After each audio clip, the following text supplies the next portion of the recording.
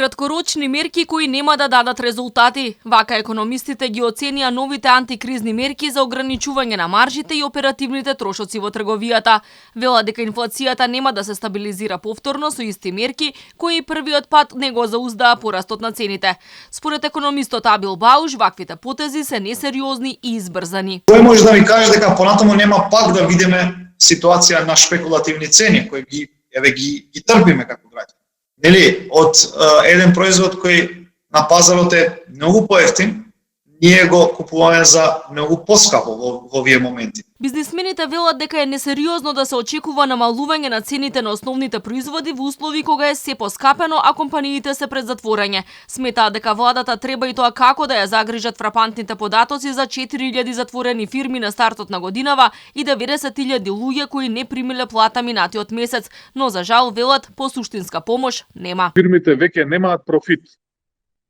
Они се на банкарски кредити, се задолжуваат каде што ќе стигнат и едноставно тоа снаоѓање од нивна страна веќе преоѓа во пропаѓање.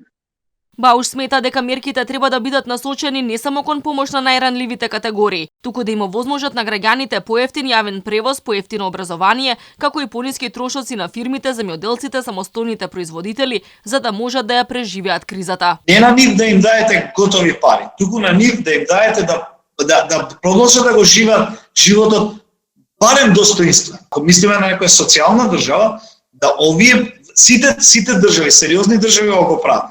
Од агробизнис комората бараат итно активирање на стоковите резерви за да му се помогне на бизнисот, да се стават во функција сите електрани за производство на струја, а помалите фирми да се префрлат на регулиран пазар за да имаат пониски трошоци за електрична енергија. Во Србија за цело време на ковид кризата и на оваа година, нели оваа енергетска криза и кризата со војната што е блиску до нас, цената на струјата е гарантирана за сите приватни фирми, приватни правни лица. Тоа е 75 евра по мегават час.